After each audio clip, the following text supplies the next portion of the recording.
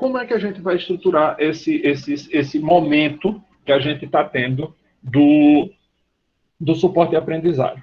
Bom, a gente tem 5 encontros, serão 5 aulas, e dessas aulas, 5 aulas não, serão 5 dias, na verdade são 10 aulas, porque cada dia são 2 aulas. Então, como é que eu estruturei isso? A gente vai estudar, basicamente, as relações que existem entre língua e linguagem, e vocês já podem ver lá no Cigar, eu já cadastrei 4 delas, falta uma, que eu ainda não pensei como ela vai ser. Talvez a que está no quarto seja a última, e eu coloque uma outra no quarto lugar. Mas, de qualquer forma, vocês vão ver que tem sempre uma relação língua e linguagem, língua e literatura, língua e alguma outra coisa. Porque a gente vai tentar estabelecer esse ponto de contato para a gente poder saber ser um usuário competente da língua. Não se deixar levar pela conversa de ninguém. Porque eu vou falar isso durante essa primeira aula. Eu vou compartilhar aqui a tela com vocês. Deixa eu só achar onde é que compartilhar é aqui. Então, quando a gente pensa em língua e linguagem, a gente tem que pensar que a linguagem é alguma coisa bem mais ampla. O sentido de linguagem é bem mais amplo do que o sentido de língua. O que é linguagem? Linguagem é tudo aquilo que a gente usa para referir um tipo de comunicação, para expressão de um pensamento, de uma ideia, de um sentimento. E aí, a gente pode fazer isso de diversas maneiras. Você pode fazer a expressão de um sentimento por uma expressão do rosto, que não necessariamente precisa dizer alguma coisa. Não necessariamente precisa dizer alguma coisa, então a expressão do rosto, gestos feitos com a mão, que não precisam dizer absolutamente nada, mas já indicam, já comunicam alguma coisa. E essa comunicação também é considerada linguagem, porque expressa uma ideia. A língua vem a ser, se você pensar como se fosse um funil, você tem a linguagem, que é a parte de cima, mais ampla, e a língua é aquela parte mais estreita, que vai descendo, afunilando, né, nesse funil. De modo que a língua é um dos aspectos, ou a gente pode dizer, é uma materialização do que é a linguagem. Só que, óbvio, ela é muito mais restrita do que a linguagem. Na língua, a gente admite variações. Existem várias. Por uma questão de praticidade, coloquei aí simplesmente 2. Deixa eu marcar aqui o...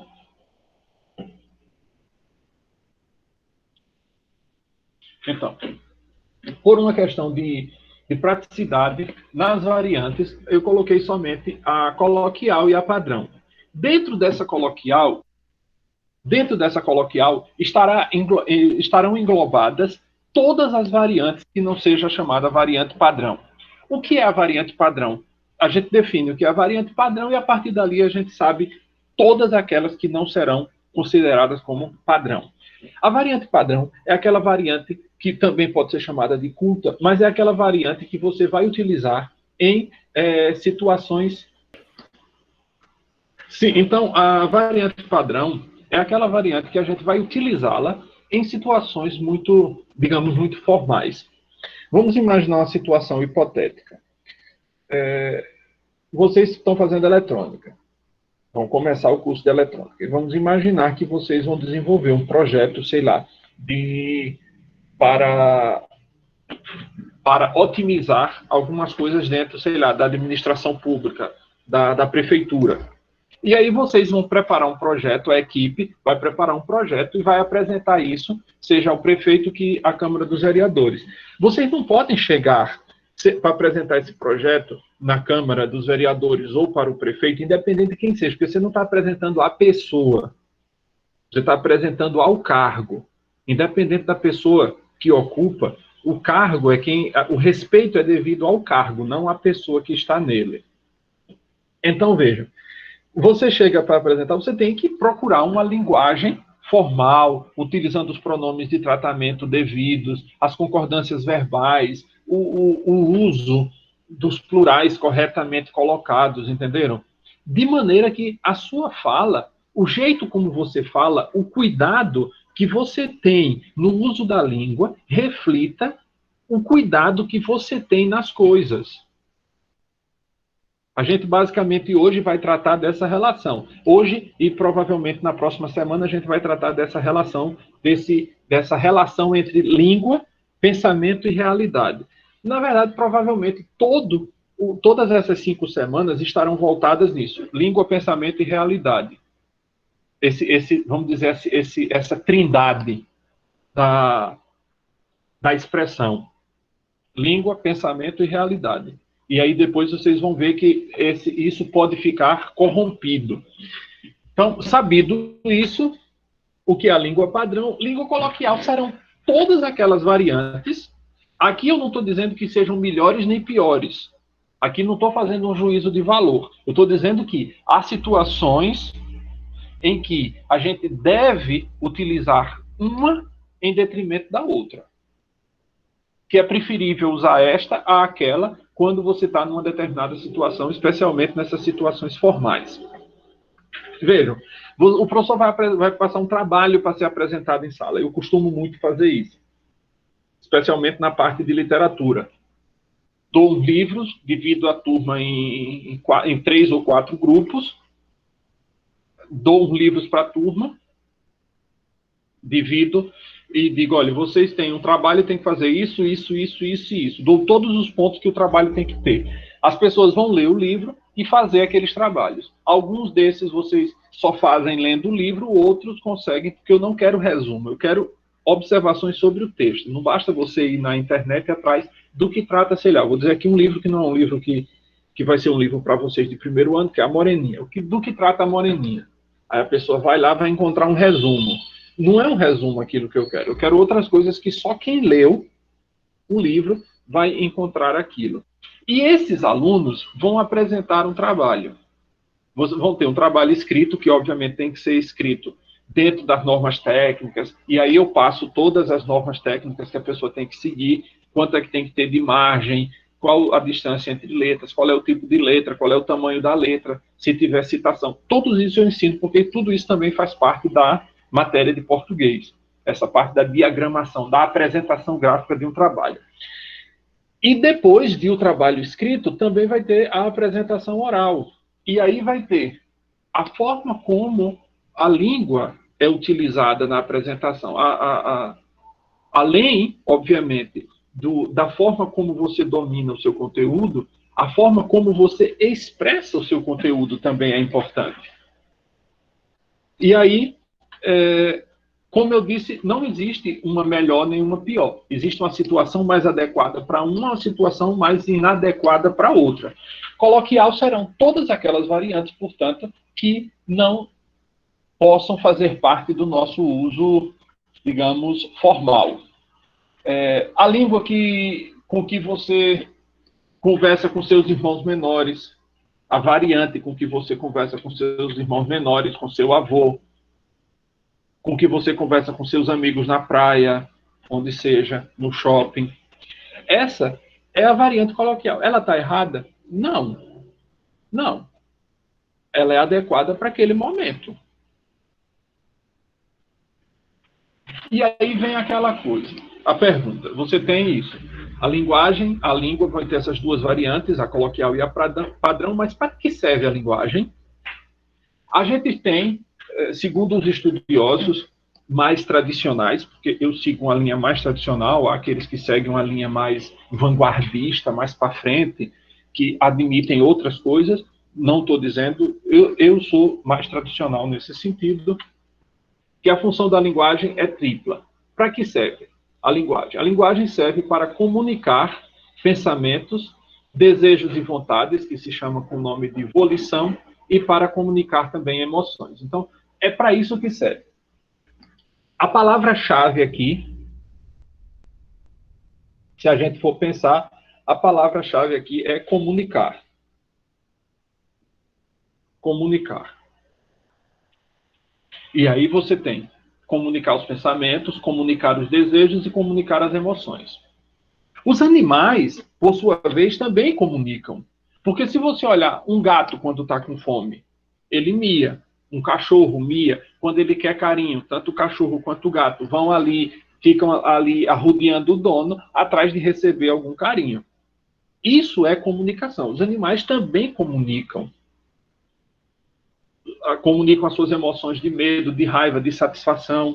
Um bebê que ainda não sabe falar também comunica as suas emoções através de gritos, ou de choros, ou de sorrisinhos. Ixi, o pessoal já está atrás de saber que horas acaba. Deus do céu. A gente mal começou. Eu tô com É que sono, vai eu tava até já 15h30. cochilando. Mas eu geralmente eu não ocupo todo esse tempo. Certo? Oxi, e a aula. Ah, não, não, não. A aula de matemática ficou marcada para vocês de 14h40. Mas aí eu Ah, aconselhei vocês a conversem com o professor para ele trazer para as 15h50. Porque aí vocês já vão ter os 20 É que minutos eu de já tô intervalo que é com sono, tô prevista. aqui cochilando. Tava aqui É cochilando. porque eu acho que também tem a outra turma também, porque ele dá aula com a gente e outra turma, e tem que saber com eles também. Agora, reparem bem. Nesse contexto de os animais expressarem, os animais e também as crianças, crianças, quando eu digo bebezinhos, expressarem-se através de expressarem suas emoções através de gritos ou de exclamações. Agora, notem, você nunca vai conseguir fazer um elenco de todas as, as, as expressões, gritos ou exclamações desses animais, de forma que você possa constituir uma frase. Porque essas coisas não são mais do que meras interjeições. Elas têm um significado, por isso comunicam alguma coisa, mas elas não fazem parte de um contexto declamativo. Então, o que a gente consegue deles é simplesmente saber que existe a comunicação de emoções. Então, fica aqui nesse último momento. Agora, a linguagem humana tem essa tripla função: comunicar pensamentos, comunicar desejos e comunicar emoções. Tudo tranquilo até aí? Sim. Sim. Pronto, isso aqui eu já adiantei, né? Eu já disse. Os desejos e as vontades podem ser expressos por gritos. Uma criancinha com fome, um gato pedindo carinho, gritos ou exclamações. Aqui poderia ter ainda também isso, né? Os desejos e as vontades se multiplicam à medida que aumenta o conhecimento. Veja, os seres humanos expressam seus desejos, suas escolhas e suas ordens através de frases.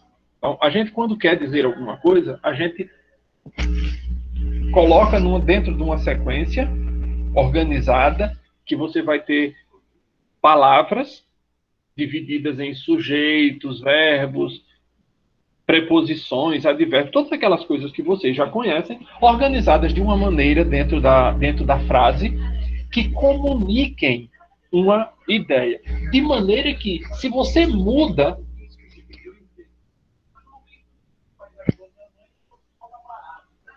Só um instante.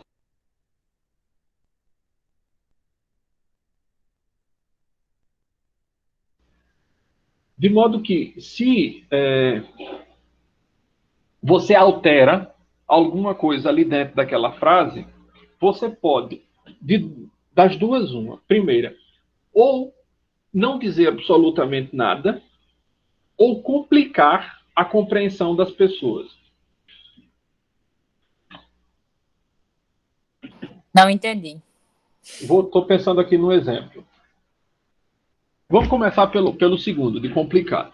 Se vocês pensarem nos dois primeiros versos do hino nacional, não, os dois primeiros, não, a primeira estrofe do hino nacional. Ouviram do Ipiranga as margens plácidas de um povo heróico o brado retumbante. Eu acho que eu vou ter que botar isso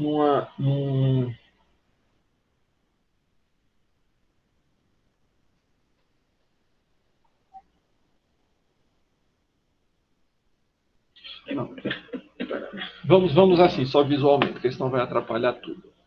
Se você então pensar nessa frase do hino nacional e você perguntar quem é o sujeito dessa oração, muita gente, quando estuda aquela tal daquelas orações sem sujeito, vai dizer, não, essa oração é oração sem sujeito, porque o verbo está na terceira pessoa do plural. Acontece que isso pode acontecer, mas não necessariamente porque o verbo está na terceira pessoa do plural, a oração não tenha sujeito. Não, eu vou ter que usar. Deixa eu abrir aqui uma página do Word e daqui a pouco eu compartilho a página do Word com vocês. Então, estão vendo aí a tela, né? Dá para ler o que está escrito? Dá. Pronto. Dá. Piranga, mas... E agora? Dá, professor, já estava dando. Dá sim. Tava dando, professor. Não, professor, não. Vamos lá. Aqui a gente, olha, vamos marcar aqui essas criaturas. Vamos botar corzinhas diferentes. Vamos marcar o verbo de azul. Aí a gente tem que procurar o seguinte. Quem poderia ouvir tanto o verbo na terceira pessoa do plural? Quem é que está no plural aí?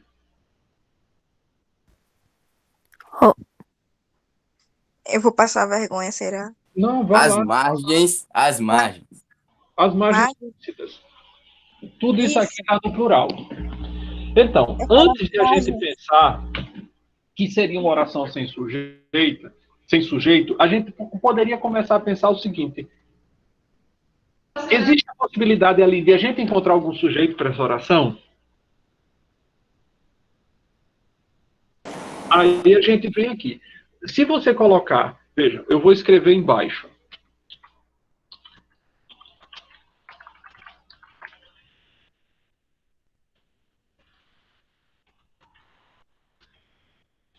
As margens plácidas ouviram?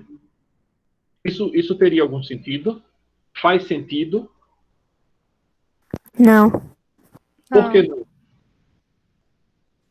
Porque foi o Ipiranga que ouviu. Mas o Ipiranga não pode ser porque ele tem uma preposição.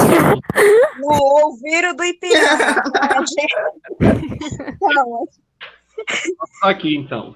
o Ipiranga falou. Então a gente que ouviu. Ipiranga. Alguém ouviu, no caso. Ipiranga é um rio. Piranga é o rio, é isso mesmo. É o rio Ipiranga. E corta acho que é São Paulo. É São Paulo. Rio Pode ser que as Ipiranga. águas tenham Ele vindo, chama né? de Ipiranga porque ele tem as águas avermelhadas. De fato, o nome Piranga, em tupi, significa vermelha, e o I, que antigamente era um Y, e é água. Água vermelha é o que significa o nome Ipiranga. Bem, então, as margens plácidas do rio Ipiranga ouviram. Aí a gente já tem aqui o sujeito dessa oração. Vocês perceberam aquilo que eu estava dizendo, que a arrumação complicou demais a compreensão, porque vocês vejam, o do Ipiranga, que é o complemento nominal de margens, margens de quem? Do quê? Margens do rio Ipiranga. Está colocado antes do termo, isso confundiu a gente. Então, as margens plácidas do Ipiranga ouviram o quê? Aí você vai ter a outra parte aqui. Deixa eu mudar aqui a cor. Eita, não é ali não, peraí.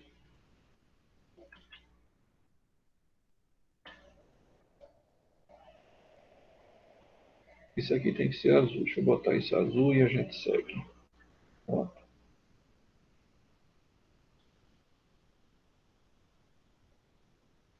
Que confusão aqui para encontrar uma cor. Ouviram o quê? Quando você diz ouviram o quê, a resposta tem que ser alguma coisa que não tenha preposição. Se você olhar aqui, você tem preposição. Tudo isso aqui faz parte de um núcleo só, de um povo heróico. O que sobrou? O brado retumbante. Então, aqui você vai ter, olha, o brado. Deixa eu botar isso na linha abaixo.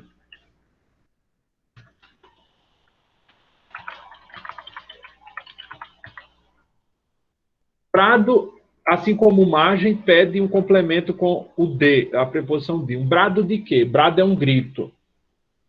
Retumbante. Professor, em cima tá brando, tá certo? Oi? Em cima tá brando, tá certo? Brando. Ah, correção automática. Brado. O brado retumbante de um povo heróico. Isso é o que está dizendo nessa primeira. Só que esse tipo de construção, que é chamada de inversão, você muda a ordem de palavra, a ordem das palavras de lugar, mas que elas, em tese, seriam facilmente percebidas. Então, quem disse que não tinha entendido, eu acho que nesse exemplo já compreendeu a segunda, né? Agora, imaginem que você diga assim: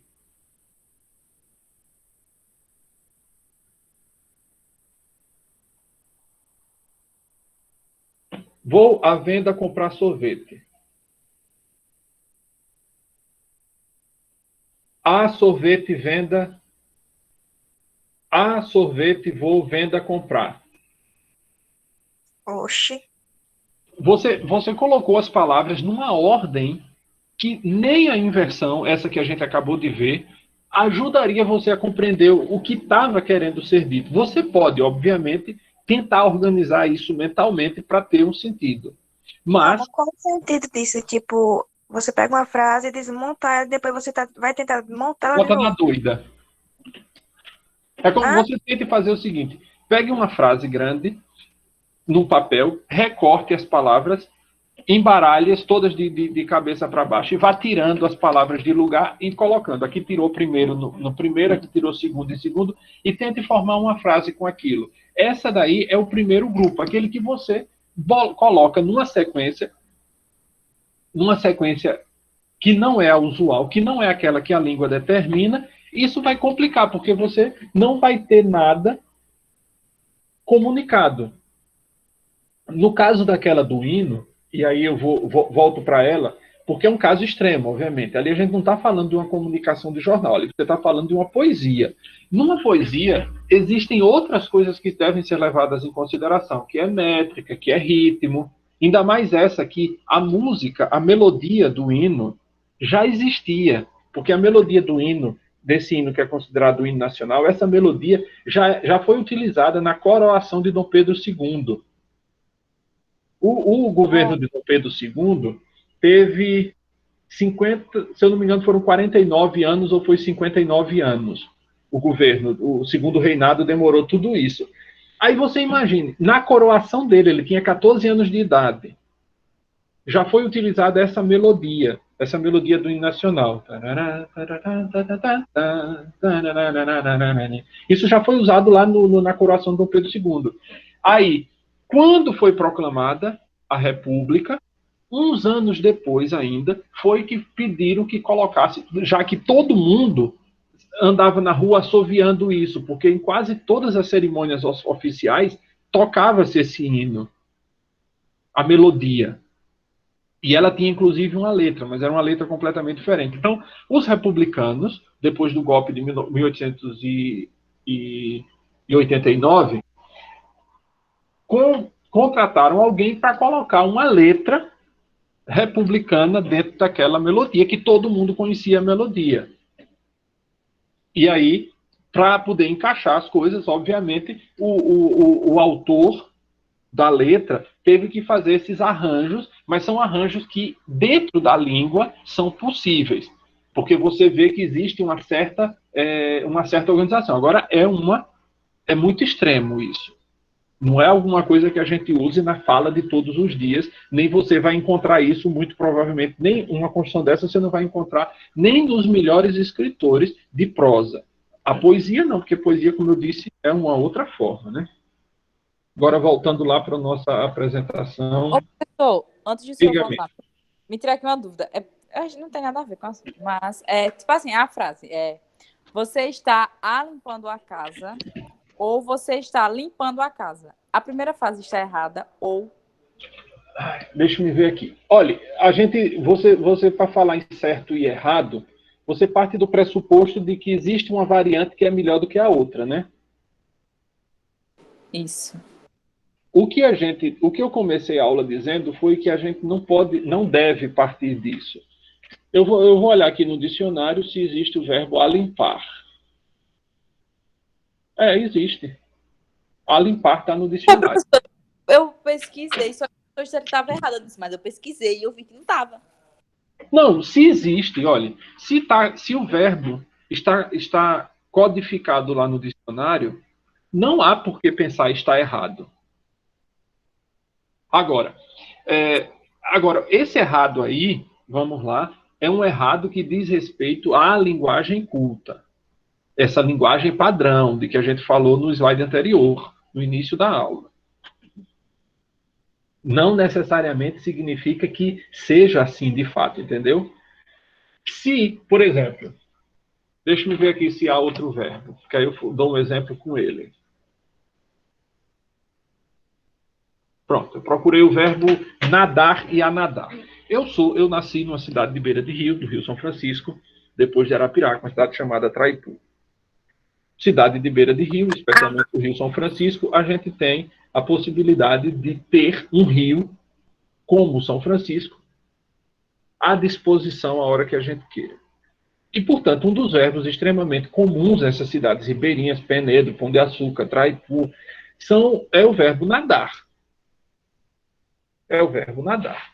E muita gente diz esse verbo, eu vou ali a nadar. Eu sei a nadar. Diferentemente do verbo alimpar, que existe no dicionário, assim como varrer e barrer também existem, as duas formas existem em português, no verbo anadar ele não existe. Então, eu poderia utilizar numa linguagem formal, eu poderia dizer, quando você for alimpar os seus documentos, eu poderia usar porque está consignado. Está ali no dicionário. Mas eu não poderia, numa linguagem formal, dizer a nadar.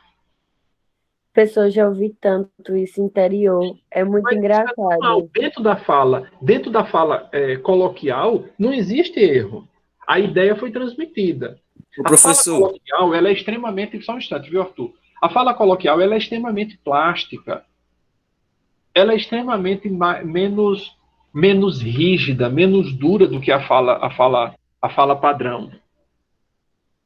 De modo que coisas que na linguagem padrão seriam considerados erros, na linguagem convencional, na linguagem coloquial, não são considerados erros.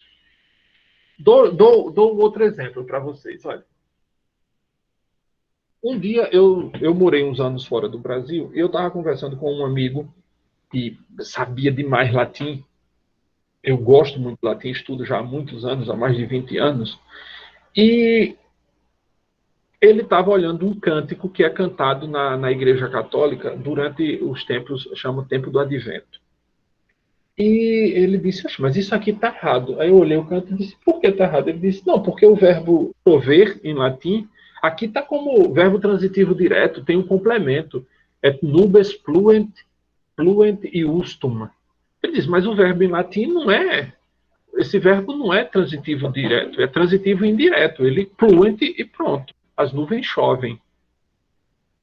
Eu disse, mas no latim cristão, essa construção é possível. Porque, assim como acontece no grego, tanto no grego, do grego clássico para o grego vulgar, existem construções que não eram admitidas no grego clássico, mas que faziam parte do grego vulgar, o grego chamado koiné. Que se você for ler, por exemplo, textos de Homero, de Homero em grego, de Hesíodo, e você for ler, por exemplo, o Novo Testamento grego, você vai ver que há coisas que não são permitidas lá naquele outro, e há outras coisas que são permitidas nesse de cá. Olha, tem uma fila aqui, peraí, vamos começar aqui com Arthur. Diga aí, Arthur, o que é que você queria? Era a mesma coisa de, tipo, basura, barriga. Mas isso daí existe. Né? Mas os dois existem. Não é errado dizer barrer nem varrer. Não é mais errado dizer barrer do que varrer. Nem é mais errado dizer vassoura do que vassoura. As duas formas existem na língua sem nenhum problema. Quem era o próximo que estava na lista? Era uma moça. Era eu. Diga aí, Stephanie. Professor, mas estou a nadar, tá certo também? Mas aí é uma preposição. Que essa é uma construção que não é muito usada aqui no Brasil. Os brasileiros têm uma mania de fazer esse tipo de construção quando querem parecer mais cultos. Porque os portugueses dizem assim: estou a fazer isso, eu estou a falar. Não, essa é uma construção de lá, que eles começaram há pouco tempo, que nenhuma língua de origem latina faz isso. Todas as línguas de origem latina fazem estou com um gerúndio. Eu estou falando, eu estou nadando, eu estou fazendo, eu estou comendo. Os portugueses, por sua vez, nunca usam isso. Eles dizem estou a falar, estou a comer, estou a nadar. Aí, Stephanie, tem um espaço separando. Ela não está junto, como se fosse uma palavra só. Entendeu a diferença? Entendi, obrigada. Tinha mais um na fila, era um moço. Era eu, professor. Diga aí, José Augusto. Tipo, cada lugar tem o seu estilo, né? Mas tudo dá uma coisa só, não é isso? Não entendi. Tipo assim, cada lugar tem seu estilo, né? Assim, tipo, interior, né? Mas a questão de estilo não entra muito aqui, não. Entendi. Porque é o seguinte, eu acho que o que você está querendo dizer é o seguinte, veja, aqui no Nordeste, a gente tem um jeito de falar que é diferente do jeito que se fala no Sudeste e que é muito diferente do jeito que se fala no Sul, por exemplo. Isso. A gente tem palavras que são só daqui do nosso português do Nordeste, mas que não são compreendidas pelo um camarada do Sul, por exemplo. A gente aqui dá um exemplo bem simplório. A gente usa muito aqui bichinho. Bichinho quando está falando com uma pessoa. Ô, bichinho, vem aqui. No Rio Grande do Sul, por exemplo, eles não dizem bichinho, eles não usam essa palavra. Eles usam... Piá, é isso mesmo. Eu estava tentando me lembrar, mas só me vinha aqui pacuá, mas pacuá já é outra coisa. Piá. Quer dizer, então eles têm um vocabulário que tem as influências todas que tem lá deles, o que não significa dizer que seja mais certo nem mais errado. Isso, Zé Augusto, não é estilo, porque estilo tem mais a ver com literatura. Então, você pode aprender o estilo de Machado de Assis, que é diferente do estilo de José de Alencar. Você também tem os estilos literários, você tem o estilo reportagem, que é diferente nos anos 60 do que era hoje. Então, estilo é isso. Aqui a gente está falando de regionalismo, que são esses falares coloquiais da língua. O jeito como a gente faz aqui é diferente do jeito como eles falam lá. O que não quer dizer que a variante deles seja melhor do que a nossa, nem que a nossa seja melhor do que a deles. Diga aí, Raíssa. Uma coisa Obrigado, que coopera professor. muito com essas palavras são os sotaques, né, professor? Eu assisti um vídeo que ele disse que quando começou a namorar achava muito estranho, que ele falava a palavra massa e ela não entendia, e ela falava ba e daí, e ele ficava sem entender. É uma coisa muito louca. Esses regionalismos causam alguma complicação. Porque eles não se eles têm cada um tem motivações diferentes. Por exemplo, se vocês forem pensar que aqui no Nordeste a colonização do Brasil começou por aqui, todas as variantes que a gente tem aqui no Nordeste seriam em tese, muito mais antigas do que as variações do Sudeste. Porque o Sudeste começa a existir, começa a dizer, mora gente ali naquela região, a partir do século, mais ou menos a partir do início do século, do meio do século XVIII para frente. Especialmente ganhou notoriedade quando a família real, em 1808, vai para lá, para o Rio de Janeiro. Mas se vocês pensarem, qual foi a primeira capital do Brasil? Salvador. Salvador. A capital só foi mudada desde 1500, 1530 e pouco, porque o Brasil começou a ser povoado, ele é descoberto em 1500, mas começa a povoação do Brasil a partir de 1535, a capital do Brasil era Salvador. E isso vai ficar até 1808, quando a capital é levada para o Rio de Janeiro, porque a família real não aguentou o calor de Salvador. E aí foi para o Rio de Janeiro. Agora, quando a família real chegou, portanto, no início do século XIX, trouxe consigo essas coisas de estou a fazer, estou a falar. Esse T com esse tch assim, de tia e o D de dia, que não é um falar próprio do Nordeste. A gente termina aqui no Nordeste se corrompendo com essas coisas, mas isso aí é do jeito de falar de lá do povo do Sudeste. Não é tanto daqui do Nordeste, porque aqui no Nordeste o T sempre teve som de T, independente de ter um I ou um... Aí esse pessoal que acha interessante é o seguinte, fica rindo do Nordeste. O nordestino é burro porque dizem eitia, prefeito, oito, mas é o mesmo processo do dia e tia. Repare, o que é que acontece? Um ditongo na frente, ei, tchá. O outro ditongo está depois, tia. Só mudou a posição do ditongo. Só isso. Mas vamos voltar aqui. Que horas são? Eita, já está perto de acabar. Deixa eu ver se dá para a gente fazer o próximo slide, senão a gente segue na próxima. E é até que horas, hein, professor? Até 3h30. Oxi, pois tava lá que era de 2h40, parece. Mas isso daí eu já expliquei no início da aula. Isso aí foi erro lá da coordenação. O horário... 2h40 até 4h30. 2h40 até 4h40.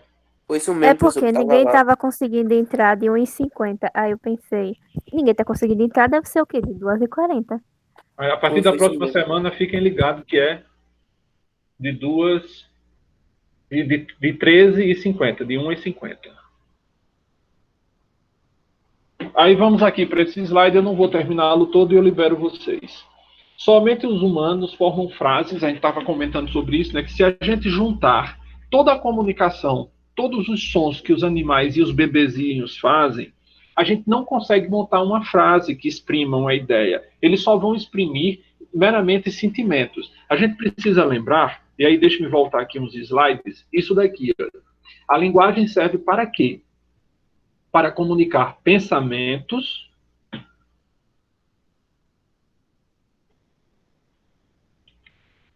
deixa-me botar aqui, cadê?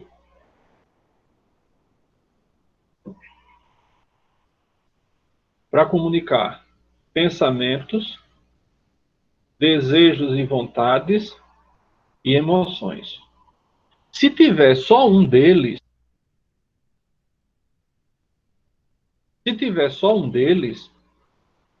não é muito útil para a gente. Porque se comunicar somente emoções,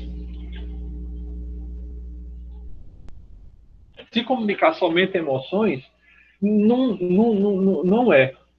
Se você pegar a linguagem dos animais e a dos bebezinhos, você não vai ter comunicação, uma possibilidade de comunicação dos pensamentos, nem de desejos, talvez, e de emoções. Mas aí, de desejos, você pode comunicar um desejo simplesmente com uma mímica ou com uma expressão. Por exemplo, posso ter desejo de sede ou desejo de descansar. Porque o que eu estou expressando ali é cansaço. Pode ser cansaço e pode ser sede. Entendeu? Precisa ter a possibilidade, não que as três ocorram, esses três pensamentos, desejos e emoções, não que essas três aconteçam ao mesmo tempo, mas a linguagem tem que estar aberta para as três. Se ela, nessa abertura, só é para um, no caso de emoção ou no caso de desejo, aí você não tem efetivamente uma língua que você possa transformar isso em frases. Se o ser humano existisse sozinho, se fosse só um ser humano, vamos pensar que aqueles mitos originais, mito aqui não no sentido que a gente comumente ouve, viu? De mito como sendo uma história mentirosa. Não é isso. Mito em grego significa simplesmente história. Ela não quer dizer que seja verdade nem que seja mentira. Não é a intenção do mito. Então, se a gente pegar os mitos fundadores da humanidade de todas as diversas religiões, obviamente a gente tem esse mito, nesse sentido positivo de história, o mito judaico-cristão da criação, de que Deus formou um ser humano, Adão. Imagine que se Adão fosse sozinho no mundo, ou Adão ou qualquer outro, porque se você pegar todas as grandes religiões, ou todas as religiões, há sempre uma divindade, um Deus, que cria o ser humano. Sempre há essa história. Foi assim entre os gregos, é assim entre os índios aqui do Brasil, é assim entre as tribos africanas, é assim entre os orientais do Extremo Oriente. Sempre há isso. Então, é mito nesse sentido positivo, é que eu não estou fazendo nenhum juízo de valor sobre nenhuma religião. Mas imagine se Adão, ou o primeiro homem, estivesse sozinho na Terra. Qual seria a necessidade que ele teria de falar? Com os bichos. Pois é, mas aí, que resposta ele ia ter dos bichos? Au, Ou au. das plantas? Porque para falar com Deus, você necessariamente não precisa abrir a boca e expressar. Você pode simplesmente pensar. Sim, é. Então, para falar com Deus, Adão, ou o primeiro homem que seja, para falar com Deus não precisaria necessariamente de palavras, bastava pensar. A não ser que ele quisesse falar.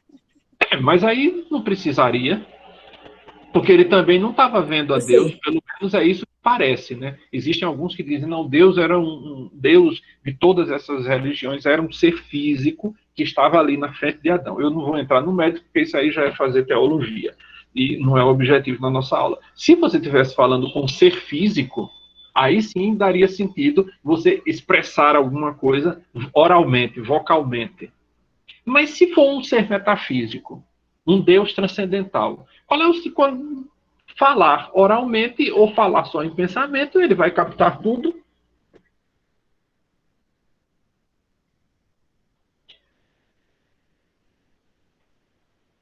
Adão falava que língua, professor? Quem sabe? A língua dos anjos. Cada um vai dizer uma coisa, né? Os hebreus vão dizer que ele falava hebraico. Outros vão dizer que falavam uma língua que não existe mais. A língua que Deus deu, pronto, acabou. Pode ser também.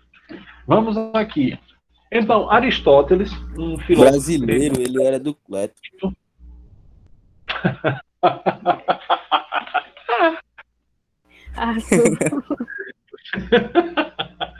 Era não, ele era do Pinheiro. Lá vai acabar o professor com o Dianã. Por isso. A aula acaba que horas?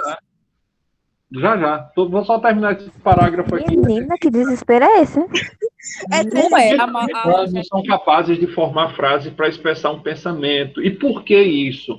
Porque o ser humano é um ser sociável, um ser racional e sociável. Aristóteles o chama de bios politikos. Biopolitikos significa simplesmente que é um ser social, um ser que vive em sociedade. Política aqui não tem nada a ver com política partidária, essa nojenteza que a gente vê aí fora. Política aí tem a ver com polis, cidade. Então, é um homem da cidade, é um cidadão, um biopolitikos. E é por isso que ele precisa se comunicar. Porque quando você vive com outra pessoa, é a partir desse momento em que a linguagem oral, a linguagem verbal, precisa acontecer. Porque você precisa comunicar suas intenções. Vejam, repare uma coisa bem simples. Você vai no trânsito. Aí um miséria vai fazer uma conversão que se chama, né? Vai virar à direita. Mas não avisa. Aí o pedestre vai atravessando, porque ele olhou, ninguém estava com a sinaleira, a seta ligada dizendo que ia entrar, ele vai entrando. Aí o infeliz entra e bate no pé. Ah, mas você Mas ele não avisou que ia entrar. Como é que o pedestre ia saber? Professor, isso. Quando a gente vive em sociedade, a gente precisa de expressar nossas intenções, os nossos pensamentos, os nossos desejos, as nossas vontades, as coisas que nos desagradam. Como é que... Vou contar aqui uma história e aí eu deixo já a palavra. Um casalzinho de idoso, já com 60 anos de casado, o velho decidiu que ia se separar. Disse, olha, eu não aguento mais conviver com você. Ela disse, por quê? Porque olha, faz 50 anos, 60 anos que a gente está casada. E você todo dia me dá a parte do pão que eu mais detesto, que é aquela parte durinha que tem no fim do pão francês. Aquele bico. Pegava sempre aquele pedaço do bico ali, do bico para ele. Ele dizia, eu detesto essa parte. Ela disse, eu dava essa porque essa era a parte que eu mais gostava, eu comia a outra que eu não gosto daquela dali. Por que essa falta de entendimento? Porque não houve comunicação. De ele, na primeira vez, dizer logo, olha, eu não gosto desse pedaço, não. Me deu outro. Entenderam? A comunicação é importante para a gente poder saber. Até os nossos desgostos. Uma pessoa, às vezes, nos desagrada. O cara ia se separar só por causa de um pão. Mas 60 anos. E depois da separação que não tinha mais utilidade Por causa nenhuma, de um pão, né? meu Deus. Cara, com medo de 2 dias, pedaço duro já fica com raiva, mas em 60 anos.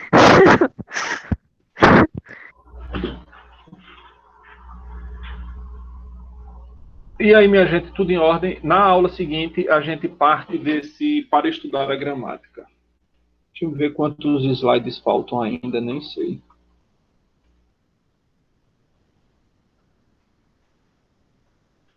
A próxima aula dá para gente seguir com essa aula de hoje. A próxima aula a gente vai ter algumas coisas mais práticas, olhar umas notícias de jornal para a gente entender como mexem com a língua e para fazer a nossa cabeça. E a gente vai ver para que isso serve. Até o fim desses 5 semanas, eu acho que o grande objetivo é a gente organizar para ver como é que esse domínio, ou como a gente pode se safar disso. Tá certo, meu povo?